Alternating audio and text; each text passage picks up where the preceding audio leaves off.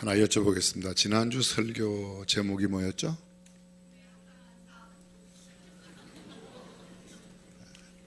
본문은 어디였나요?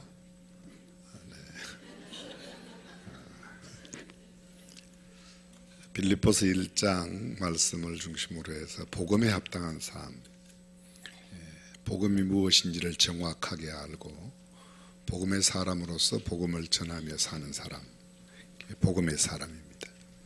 오늘은 부르심에 합당한 삶, 이런 제목으로 말씀을 함께 나누고자 합니다. 그러므로 주 안에서 갇힌 내가 너희를 권하노니 너희가 부르심을 입은 부름에 합당하게 행하라. 부르심을 받은 사람은 부름받은 자리, 부름받은 신분, 부름받은 목적에 합당한 삶을 살아야 된다고 동의하시면 아멘 합시다.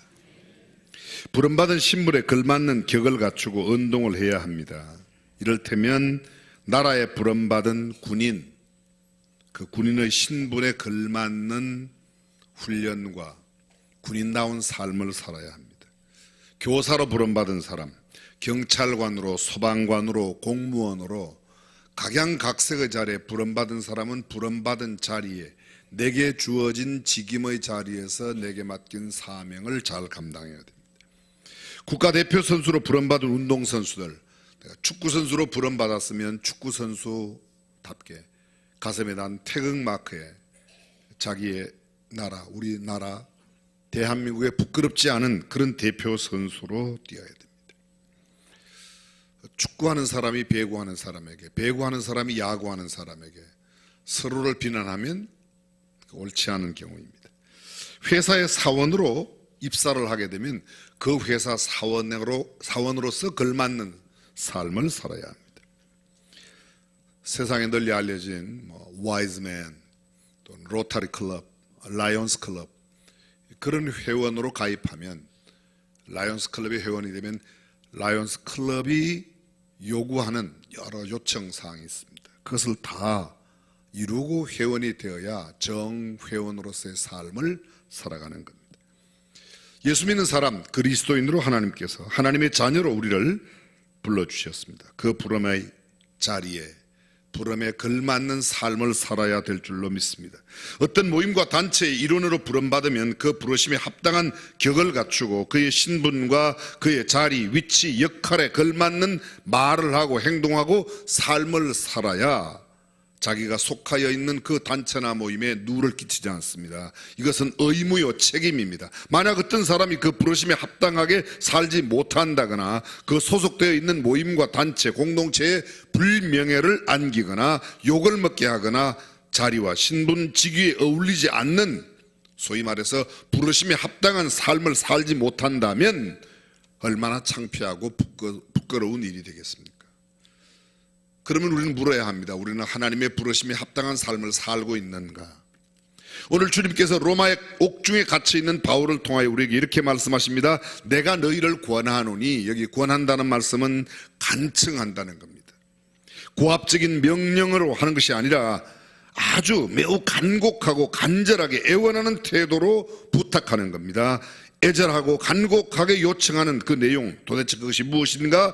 부르심에 합당하게 행하여 성령이 하나 되게 하신 것을 힘써 지키라. 한마디로 말하면 부름에 합당한 삶을 살아서 하나가 되라고 이야기하는 것입니다. 우리 모임을 뭐라고 그럽니까? 교회라고 그럽니다. 교회, 소위 믿음의 공동체가 교회이고, 교회가 함께 모이는 장소는 예배당 또는 교회의 당이죠. 이 교회라는 말, 에클레시아, 에크, 밖으로, 랄레오, 부르다, 밖으로 불러, 세상에 죄악 가운데 있던 사람들을 불러내어 영광스러운 하나님 나라의 백성으로 불러주신 부름받은 사람들의 공동체, 그것이 교회입니다. 구원받은 하나님의 자녀들인 그리스도인 공동체, 이러한 교회는 하나가 되어야 된다고 이야기합니다. 3절을 보십시오. 성령의 하나 되게 하신 것을 힘써 지키라. 4절, 부르심의 한 소망 안에서 부르심을 입었느니라. 한 소망으로 부르심을 받았기 때문에 하나가 되어야 한다, 그런 말입니다. 이 말씀은 우리 모두가 같은 말을 하고 같은 행동을 하라는 뜻은 아닙니다. 각자 자기에게 주어진 은사대로 살지만 한 목적, 한 신앙, 한 정신으로 살라, 그런 뜻입니다. 지금 오늘 우리 2부 찬양 드릴 때 오케스트라가 함께 아름다운 연주를 했습니다. 오케스트라는 여러 가지 악기가 있습니다. 소리가 다 다릅니다. 바이올린, 비올라, 첼로, 피아노, 바순, 트럼펫, 트럼본, 클라리넷, 심파니, 심볼, 오베, 컨트라베, 여러 악기들이 다 있습니다. 왜 내 악기는 안 부르냐고 그렇게 따지지 말고 자기가 그냥 부르세요.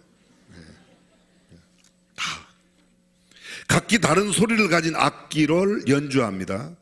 예를 들어 우리 오케스트라가 Amazing Grace, 나 같은 죄인 살리신 그거로 하나님을 찬양한다고 생각해 보십시오. 각기 다른 악기들이 각기 다른 소리를 내지만 조화를 이루어 하나님을 찬양하는 겁니다. 만약 어떤 악기가 자기 소리만 유독 크게 낸다든지 자기 소리를 안 낸다든지 유독 작게 낸다면 아름다운 조화, 소위 하모니를 이룰 수가 없습니다. 교회도 마찬가지입니다. 누구의 소리가 너무 크면 또 한쪽에는 소리를 너무 내지 않으면 교회는 불협화음이 생기게 마련입니다. 한 악기 소리가 너무 커도 한 악기 소리가 너무 작아도 되지 않습니다. 비록 악기 소리는 서로 달라 다양하지만 하나님께 찬양드리는 한 마음과 한 뜻, 한 정신으로 연주할 때 아름다운 하모니를 이루어 하나님을 찬양하는 귀한 찬양이 될 줄로 믿습니다. 그렇습니다. 소리는 다 다릅니다.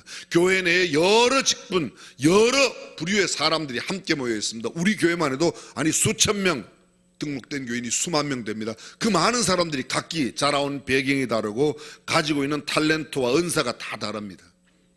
다 같을 수가 없습니다. 같아서도 안 됩니다. 각기 다르지만 하나님을 섬기는 일에 한 마음과 한 뜻, 한 정신이 되어야 할 줄로 믿습니다. 그것이 하나됨입니다. 부르심에 합당한 삶이란 자기 소리로 자기 위치에서 너무 지나치게 크지도 말고 너무 지나치게 작게 소리를 내서도 안 되고 하모니를 이룹니다. 쉽게 말하면 내가 내 소리를 내며 다른 사람의 소리도 들어 함께 조화를 이룰 때의 아름다운 하나의 공동체가 될 수 있다는 겁니다. 이것이 바로 하나가 된다는 뜻입니다. 이것이 바로 부르심에 합당하게 살아가는 삶의 태도입니다. 그러므로 우리는 부르심에 대하여 순종하고 그 부르심에 합당한 삶을 하나님께서 부르신 그 자리에서 감당해야 됩니다. 부르심의 은총을 거역하고 잘못된 선택을 하거나 부르심에 합당한 삶을 살지 못한다면 그 책임은 우리에게 있습니다. 주님은 우리를 부르시고 우리를 의롭게 하시고 우리를 영화롭게 하시기 위하여 불러주셨는데 우리가 그 부름에 합당하게 살지 못하면 그 영화로운 삶을 우리가 누리지 못하게 되어 있습니다. 예수 그리스도를 구주와 주님으로 믿고 영접하여 구원받고 하나님의 자녀가 되어 삶의 질이 달라졌다면 부르심에 합당한 삶으로 보답하는 그런 삶이 성도의 마땅한 도리라고 믿습니다. 성경은 하나님이 어리석은 사람, 약한 사람, 멸시받는 사람, 세상에 천한 사람, 어떤 면에서 부정적인 요소들을 가지고 있는 사람들을 불러주셨습니다. 여러분 생각해 보십시오. 모세는 80살에 부름을 받았습니다. 다윗은 어린 소년 시절, 양치는 소년, 목동 시절에 부름을 받았습니다. 요셉은 노예였을 때 부름을 받았습니다. 다니엘은 포로로 잡혀가서 우리가 생각하는 일반적인 상식에 잘 배우고 많이 갖추고 다 좋은 조건 하에서 부름받는 게 아닙니다. 어쩌면 우리가 보기에는 전혀 부름받을 수 없는 자리, 가장 연약하고 천박한 자리, 정말 저런 사람도 부르실까 하는 그런 자리에서 주님은 그들을 부르셔서 귀하게 사용하셨습니다. 역사상 많은 신앙의 위인들은 하나님께서 자기를 특별한 소명을 위해 부르셨다는 믿음으로 사명의 동기를 부여받고 그 사명의 자리에서 그 일을 감당하여 거룩한 흔적을 남긴 것입니다. 감리교회 창시자 요한 웨슬레는 1738년 5월 24일 갑자기 자신의 어린 시절에 화재의 불길로부터 구조되었던 경험을 회상하면서 가슴이 뜨거워지는 것을 느낍니다. 그렇지, 하나님께서 이 급격히 세속화되어가는 영국을 나로 하여금 개혁시키도록 부르주셨다는 그 부름에 응답하게 됩니다. 그리고 그로 말미암아 영국은 새롭게 변화되는 놀라운 역사가 일어났습니다. 어쩌면 아마 여러분들이 잘 아시는 사람일 겁니다. 복음주의 캐톨릭의 영성학자 가운데 헨리 나우엔이라고 하는 사람이 있습니다. 그분은 예일대학교와 하버드대학교에서 정식 교수로 지낸 바 있습니다. 그의 저서는 수많은 사람들에게 큰 감동과 영향력을 주었습니다. 본래 그는 네덜란드 네이케르크에서 태어났습니다. 1957년 예수의 사제로서 품을 받았습니다. 복음주의 입장에 있었습니다. 심리학을 공부하고 그는 인간의 고난을 더 깊이 이해하고 싶어서 1964년 미국으로 건너가 그곳에서 계속 공부합니다. 매닝그 클리닉에서 종교학과 정신의학을 통합해서 함께 공부합니다. 30대에는 노틀담 대학교 가서 함께 교수직을 감당했습니다. 예일대학교의 신학부 학생들을 가르치는 신학 교수직을 지냈습니다. 그런데 1986년 마침내 그는 새로운 부르심에 순종하는 역사가 그의 삶 가운데 있게 됩니다. 1985년도 그가 어떤 날 한 사람의 방문을 받게 됩니다. 근데 그 방문을 한 사람은 프랑스에 있는 조그마한 공동체에 있는 사람인데 장애인들의 함께 발달 장애인들이 살고 있는 곳을 함께 살고 있는 사람인데 와서 그들이 어떻게 살고 있는가 발달 장애인의 공동체에 대한 이야기를 들려줍니다. 그 이야기가 다 끝났습니다. 헨리 나우엔 교수는 처음엔 자신을 그것에 그런 이야기를 듣는 것이 생전 처음이었기 때문에 참 이상하기도 하고 신기하게 느껴졌습니다. 그런데 그와 헤어지고 며칠이 지난 뒤에 얼마 되지 않아서 이 공동체의 지도자로부터 장 바니에라는 지도자인데 그가 편지 한 장을 쓰게 됩니다. 헨리 나우엔이 그 편지를 받았습니다. 자기 공동체에서 발달 장애인들의 수양회가 열리는데 거기에 꼭 와 주시라는 부탁이었습니다.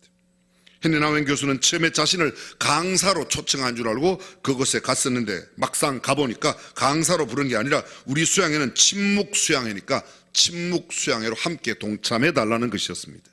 사흘 동안 열렸는데 기도만 하고 행동으로만 사람들을 돌봐주고 섬기는 그런 수양회였습니다. 이 특이한 수양회를 참석하면서 헨리 나우엔 교수는 이상하게 마음이 끌립니다. 나우엔 교수는 사흘 동안 아무 소리 없이 발달 장애인들을 돌봐주고 그들의 발도 씻겨주고 밥도 해주고 같이 식사하고 그들을 쳐다보면서 마음으로 기도만 하면서 돌봐주는 침묵 수양회를 다 마쳤습니다. 처음으로 발달 장애인들의 세계 속에서 그들과 자기 몸으로 부딪히면서 자기와 전혀 다른 삶을 살고 있는 그들을 생전 처음 경험했습니다. 침묵 수양회를 마치고 돌아왔습니다. 그런데 며칠 후 또 한 통의 편지가 왔습니다. 거기에는 이렇게 적혀 있었습니다. 교수님이 함께 있어서 참 축복이었습니다. 교수님이 이런 우리 같은 발달장애인 공동체의 지도자가 되어주신다면 얼마나 커다란 하나님의 선물이 될까요? 그 당시 헨리 나우엔은 예일대학에서 하버드대학 교수로 옮겨 이제 막 3년 동안 열심히 가르치고 수많은 하버드대학교의 일들이 그에게 주어져 있었을 때였습니다. 그는 하버드대학교 교수로 일하면서도 얼마든지 불쌍한 사람을 돌볼 수 있다는 그런 생각도 있었고 또 그럴 마음도 가지고 있었습니다. 그런데 그 편지 한 통이 이상하게 그의 마음을 떠나지 않고 계속해서 도전합니다. 주님이 나를 하버드대학을 떠나서 발달장애인 공동체 지도자로 부르신다. 그의 마음에 자꾸 그런 부르심의 소명의식이 느껴져 갈등하기 시작합니다. 어떻게 할까? 그는 매우 갈등했지만 주님의 강렬한 부르심이라는 사실을 결국 승인할 수밖에 없어 곧바로 하버드대학교 교수직을 포기하고 1985년 10월 단풍이 짙게 물든 가을에 캐나다의 토론토 근처에 있는 데이브레이크 커뮤니티, 소위 리치몬드, 캐나다의 리치몬드, 제가 캐나다에 있을 때 그 리치몬드가 그렇게 멀지 않은 곳이어서 자주 갔던 곳인데 그곳에 있는 데이브레이크 공동체로 그가 떠납니다. 가보았더니 발달장애인 6명이 함께 살고 있는 공동체였습니다. 단 6명의 발달장애인들, 그들과 함께 살기 위해 하버드대학교 교수직을 그는 버렸습니다. 그 후 그는 그의 일지에서 그곳에서 삶을 이렇게 기록합니다. 이상하다. 이것은 희생이고 이것은 지금까지의 삶을 뒤엎는 나의 새로운 삶이었음에도 불구하고 웬일인가 이상한 마음의 평안이, 이 놀라운 평안이요, 이 자유요. 그는 자기 친구의 편지를 써서 이런 놀랍고도 충격적인 고백을 계속합니다. 나는 이 사람들을 돕기 위해 여기에 왔다고 생각했다. 그런데 나는 이 공동체에 와서 처음으로 고향을 찾은 것 같은 감정을 느낀다. 탕자였던 내가 오히려 집으로 돌아온 것을 느낀다. 이제 나는 이 사람들을 돕고 이 사람들을 치료하기 위해서 온 것만이 아니라는 것을 분명하게 정언할 수 있다. 우리 공동체 6명 중 아담이라는 청년이 있는데 그는 장애인이지만 깨끗하고 투명한 영혼을 가졌다. 나는 그의 영혼과 부딪히면서 그가 나를 치료하고 있다는 믿음을 지울 수가 없다. 그가 나를 확실히 치료하고 있다. 나에게 붙어있던 찌꺼기, 거짓된 위선, 욕심, 가면 이런 것들이 씻겨 나가도록 내가 섬기고 있는 아담이 내 영혼을 치료해주고 있었다. 이것은 얼마나 놀라운 발견인지 모른다. 하버드대학교 교수직에서는 생각지도 못했던 일들이 이 발달장애인 하나로부터 이런, 그가 이렇게 고백한 것 여러분 들으셨죠? 나는 처음으로 고향을 찾아온 것 같은 느낌을 받는다. 바로 이때 그가 쓴 책이 저 유명한 Return of the Prodigal, 이 탕자의 귀환, Prodigal Son, 탕자의 귀향이라고 하는 책인데 일반적으로 귀향 이렇게도 알려져 있습니다. 이 책이 그가 쓴 40권의 책 가운데 가장 많이 읽혀진 책입니다. 우리가 잘 알고 있는 책, 상처 입은 치유자, 이 헨리 나우엔이 쓴 책이 모두 40권인데요. 우리나라 한글로 한 권을 제외하고 다 번역됐어요. 근데 번역된 책은 46종류예요. 40권을 썼는데 39권을 번역했는데 책은 46종류로 나왔습니다.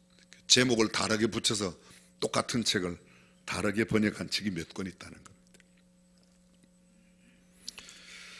얼마 후 그는 발달장애인들도 시간은 걸리지만 예수님을 영접할 수 있고 그들도 그리스도의 그리스도의 사랑에 반응하는 모습을 보이기 시작합니다. 1996년 9월 21일 헨리 나우엔은 세상을 떠났습니다. 그는 떠나기 전에 이렇게 마지막 말을 남겼습니다. 나는 내 사랑하는 우리의 이웃들을 통해서 우리 주님 예수 그리스도를 새롭게 경험했다. 나는 참 행복했다. 나는 참 행복했다. 그가 남긴 마지막 말은 참 행복했습니다. 예일대학교의 하버드대학교의 교수직에서도 느끼지 못했던 행복을 그는 느꼈다고 고백하고 있습니다. 사랑하는 성도 여러분, 성경은 우리에게 이렇게 말합니다. 너희 마음의 눈을 밝히사 그의 부르심의 소망이 무엇이며 성도 안에서 그 기업의 영광의 풍성이 무엇이며 그 힘의 강력으로 역사하심을 따라 믿는 우리에게 베푸신 능력의 지극히 크심이 어떤 것을 너희로 알게 하시기를 구하노라. 이게 에베소서 1장 18, 19절입니다. 그의 부르심의 소망이 무엇이며 하나님께서 그의 부르심이 무엇인지를 너희로 하여금 알게 하시기를 내가 기도한다. 부르심을 알고 부름의 자리에서 살아가는 것이 참된 행복인 줄로 믿습니다. 사람에게 보이려고 내가 받은 자리도 아닌 그곳에서 남들에게 보이려고 억지로 하는 일, 나를 결코 행복하게 만들 수 없습니다.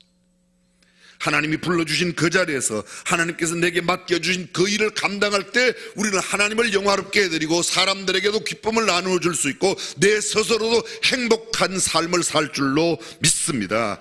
로마서 8장은 우리에게 이렇게 말합니다. 우리 잘 알고 있습니다. 우리가 알거니와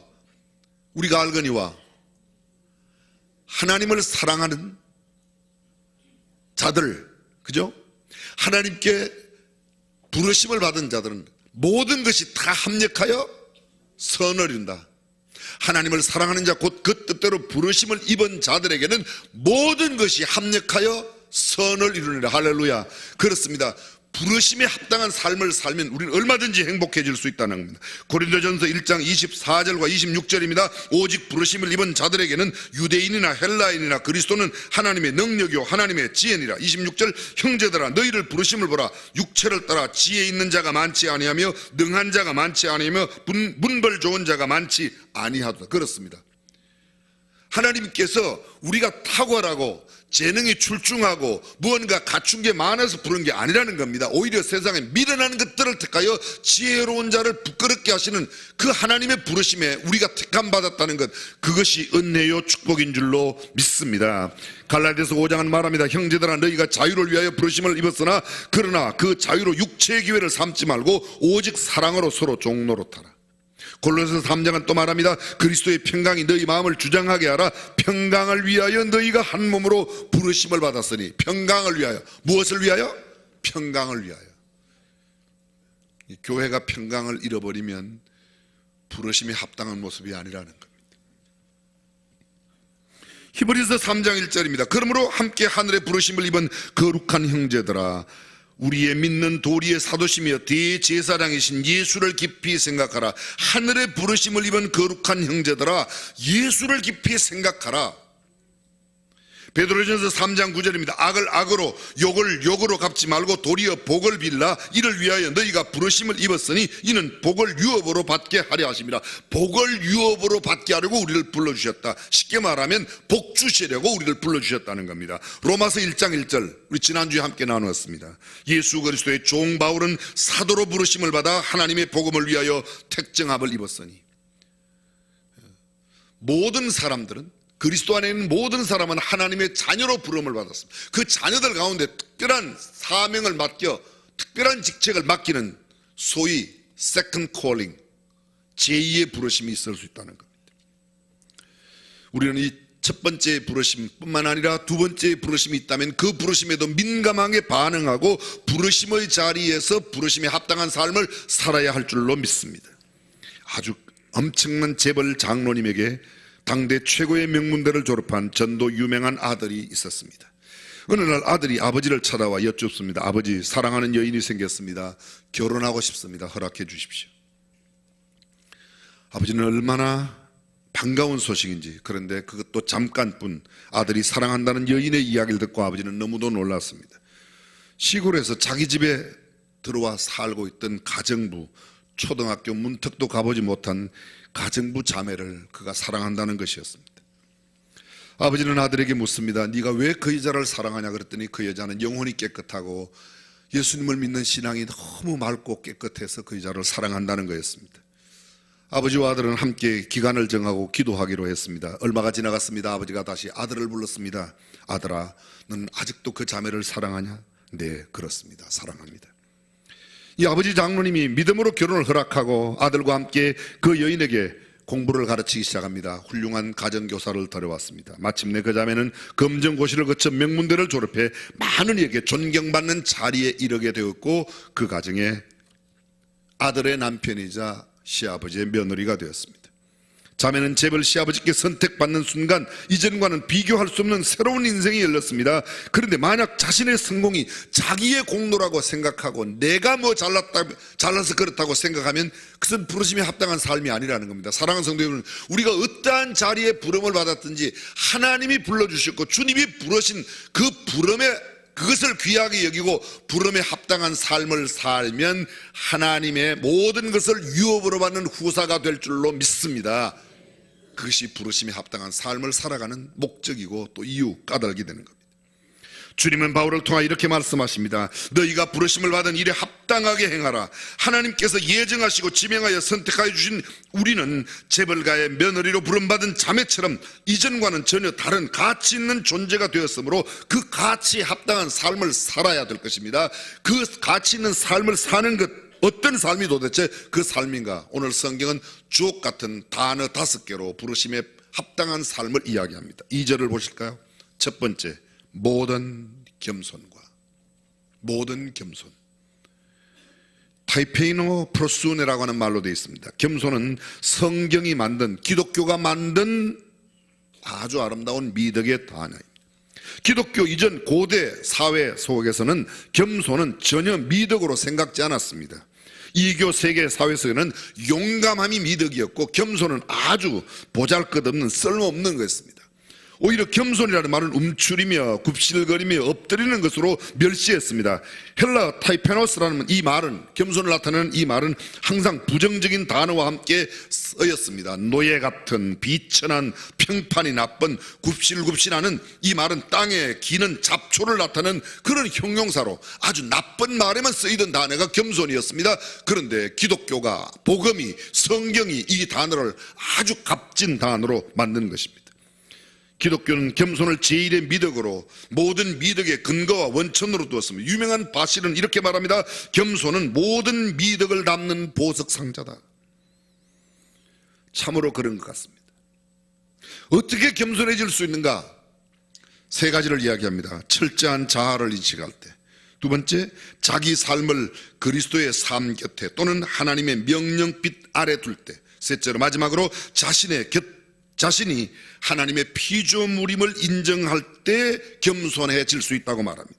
첫 번째 무엇입니까? 그렇습니다. 철저한 자기를 인정할 때, 내가 얼마나 연약하고, 내가 얼마나 무능하고, 내가 얼마나 무지하고, 내가 얼마나 보잘것없는 존재인지를 정확하게 알 때 사람은 겸손해질 수밖에 없다는 겁니다. 두 번째로, 온전하신 그리스도, 전능하신 하나님을 만날 때, 그렇습니다. 그리스도와 나를 비교해보면 우리 주님의 전능하심과 전지하심, 주님의 그 무한하신 그 능력에 비하여 보면 내가 얼마나 초라한 인생이고 내가 얼마나 쓸모없는 존재인가를 알아 자동적으로 겸손해질 수밖에 없다는 겁니다. 그런데 나는 이만하면 괜찮아, 나만큼 능력 있는 사람도 없어, 나만큼 배운 사람도 없어, 그 순간 겸손은 나와 전혀 상관없는 거리로 떠나버리게 되는 겁니다. 마지막 세 번째가 우리가 한갓 흙에서 온 그런 존재요, 한 줌의 재로 돌아갈 피조물임을 알면 그렇게 교만할 수가 없다는 겁니다. 잘난 척 할 수가 없고, 아는 척, 가진 척, 배운 척, 높은 척 그렇게 할 수 없다는 겁니다. 그래, 나는 한 줌의 흙에서 왔을 뿐 한 줌의 흙으로 돌아갈 연약한 피조물이다. 자동적으로 겸손해질 수밖에 없다는 겁니다. 그렇습니다. 하나님의 부르심에 합당한 첫 번째 덕목이 뭐라고요? 겸손히 살아가는 겁니다. 두 번째로 성경이 이렇게 말합니다. 계속해서 3절 온유하고, 온유, 프라우데스라고 되어 있습니다. 이 영어로는 미크니스 또는 젠틀리스. 여러분, 이분은 정말 젠틀하십니다. 아주 굉장히 정중하신 분입니다. 미크니스, 굉장히 아주 온화한 분이십니다. 부드러운 분이십니다. 그런데 원래의 뜻은 그런 뜻이 아닙니다. 아리스토텔레스는 이 온유를 이렇게 설명했습니다. 양극단 사이의 중용이다. 중용을 그는 계속해서 이렇게 설명합니다. 타인이 부당한 대우를 받을 때는 의분을 불꽃처럼 태우는 것이고, 내가 부당한 대우나 그런 모욕을 당할 때에는 노하지 않는 태도, 이것이 중용이랍니다. 가운데가 있는 게 중용이 아니고, 남들이 억울한 일을 보면 내가 참지 못하고 의분을 이렇게 불태우고, 내가 억울한 일을 당할 때는 끝까지 거기에 대해서 내가 저항하지 않고 모욕을 당할 때에도 노하지 않는 태도를 취하는 것, 그것이 온유함의 모습이라고. 성경이 말하고 있는 이 온유함의 뜻은 또 이런 뜻이 있습니다.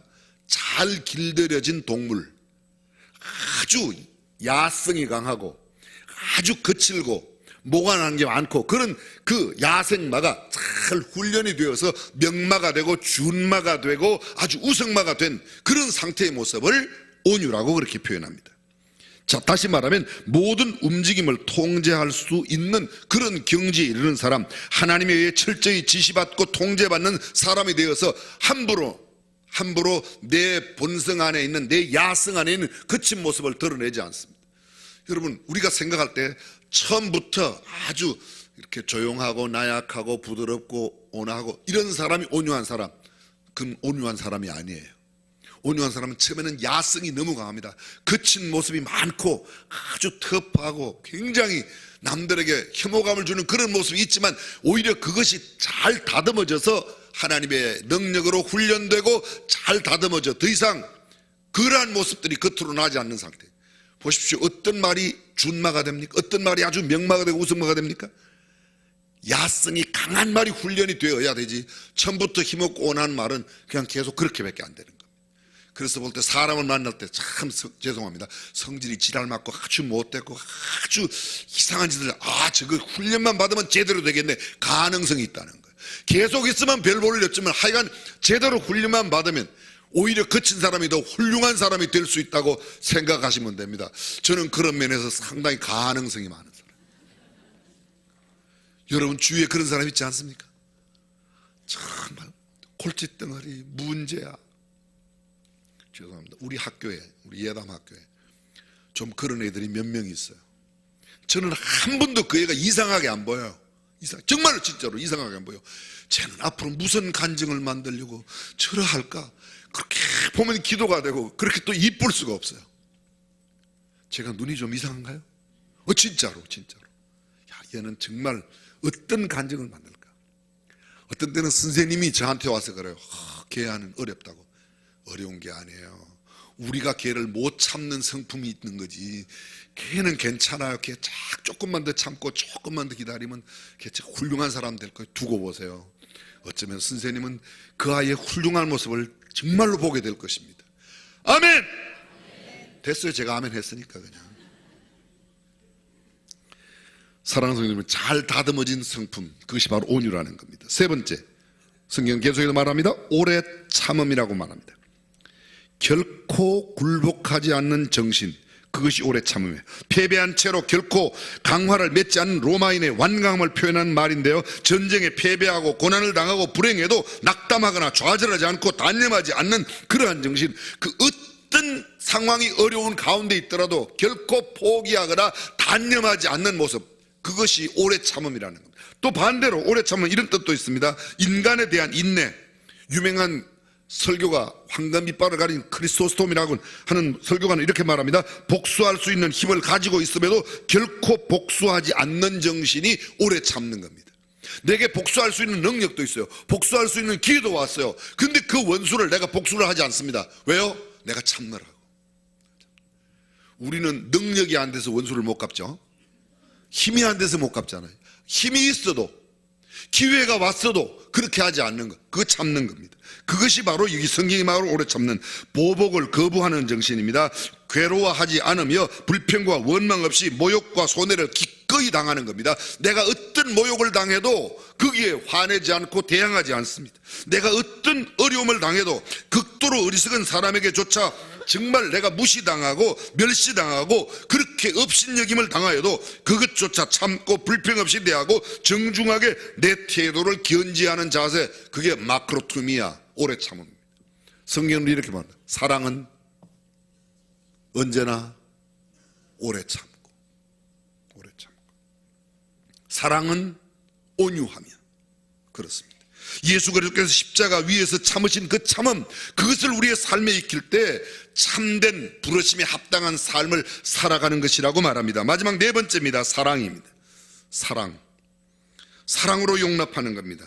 여기 사랑은 헬라어에 여러분이 아마 네 가지가 있다는 걸 이미 다 알고 계십니다. 첫 번째, 이성 간의 사랑, 에로스입니다. 이성 간의 사랑. 친한 친구 사이의 우정을, 깊은 우정과 애정을 가지고 있는 거, 그게 사랑입니다. 필리아라고 합니다. 필리아. 가족들 간에 사랑하는 것, 스토르게라고 합니다. 그리고 오늘 성경이 기록되어 있는 사랑은 아가페라는 사랑입니다. 무조건적인 사랑. 조건이 맞지 않습니다. 상대의 언동에 상관이 없습니다. 그가 어떠한 태도를 취하거나 그가 나를 미워하고 앞으로도 미워할 것이 뻔함에도 불구하고 나는 그를 이해하고 용납하고 사랑하는 것, 그것이 성경이 말하고 있는 사랑입니다. 어떠한 환경 상황 속에서도 최선의 것만 생각하고 나쁜 것을 생각지 않습니다. 그것이 진정한 사랑입니다. 바로 이 네 가지, 그러니까 겸손과 온유와 오래 참음, 사랑이 만들어낸 결과가 마지막 다섯 번째 나옵니다. 평화라고 이야기해요. 평화. 이것을 다른 표현으로 말하면 거룩한 통일이라고 그렇게 말합니다. 겸손과 온유와 오래 참음, 사랑이 만들어낸 결과 인간과 인간 사이의 그런 바른 관계, 이것은 나를 부인할 때만 있을 수 있는 겁니다. 나는 아무것도 아닌 존재이며 하나님만이, 그렇습니다. 성경은 이렇게 말합니다. 그 다음에 계속해서 말합니다. 한 몸, 우리가 한 몸이라고. 예수 그리스도를 머리로 해서 우리는 모두 한 몸에 있는 지체들입니다. 눈과 귀, 코와 입, 손과 발 각기 다 기능이 다릅니다. 눈은 보는 것으로, 귀는 듣는 것으로. 눈은 듣지 못합니다. 귀는 먹지 못합니다. 코는 냄새를 맡지만 코로 말할 수는 없습니다. 각기 기능이 다 다릅니다. 그러나 이 기능이 다른 모든 지체들이 한 몸 안에 붙어 있을 때, 그리고 그것이 조화를 이룰 때에 건강한 몸을 유지할 수 있는 줄로 믿습니다. 교회는 그리스도를 머리로 하는 한 몸입니다. 성경이 이렇게 말합니다. 한 몸에 많은 지체가 있는 것. 많은 지체가 있다. 그 많은 지체가 서로 나닮아라고 할 수 없습니다. 귀가 눈 보고 너도 좀 들어봐. 말이 안 되는 거예요. 우리는 나처럼 못하는 것 때문에 주변의 사람들에게 은근한 불평과 불만과 원망이 있을 수 있습니다. 그렇지 않습니다. 내게 주어진, 내가 가진 그 기능과 재능으로 나는 삶을 되는 것. 성경은 이렇게 말합니다. 한 영으로 말미암아, 성령, 한 성령. 성령의 능력을 따라서 성령이 능력 주시는 대로 보고 듣고 말하고 냄새 맡고 움직이고 걷고 하는 것입니다. 이런 이야기가 있습니다. 우린 뭐야, 맨날 맛있는 거는 입만 먹고 이제부터는 입안에 안 갖다 넣을 거야. 안 갖다 넣으면 어떻게 되죠? 나의 기능도 다. 우리는 한 소망으로 부름을 받았다고 이야기합니다. 한 소망, 하늘에 둔 한 소망. 우리 모두는 하나님을 영화롭게 하고 하나님을 기뻐시게 하는 한 소망으로, 한 주님 예수 그리스도로 말미암아, 그렇습니다. 황제가 주님이 아니라 예수 그리스도를 한 주님으로 고백한 공동체, 그게 교회 공동체입니다. 예수 그리스도를 믿는 한 믿음을 가지고 있습니다. 한 길로 침례를 받고, 여기서 보니까 한 침례라고 해요. 침례도 하나예요. 초대 교회는 침례를 받아야 거룩한 공동체의 한 일원으로 인정을 했습니다. 그래서 하나의 공동체 안에 들어온다는 것은 반드시 침례를 받아 한 문을 통과하는 과정이 바로 이 침례였습니다. 그리고 유일하신 한 하나님을 위하여. 사랑하는 성도 여러분, 저와 여러분들이 각기 재능이 다르고 출신이 다르고 모든 배경이 다르고 가진 모든 능력과 모든 것이 다 다를지라도 하나님을 섬기는 믿음의 하나가 되고 한 하나님을 섬기는 그 마음으로 한 정신 한 뜻이 되어 건강한 교회를 이루어 가시기를 주님의 이름으로 축원합니다. 부르심에 합당한 삶, 그렇습니다. 오늘 저와 여러분들이 부르심에 합당한 삶으로 아름다운 교회를 이루어 하나님께 영광 돌리고 무슨 사람들에게도 거룩한 도전을 주는 우리 중앙 가족 다 되시기를 주님의 이름으로 축원합니다. 기도하겠습니다.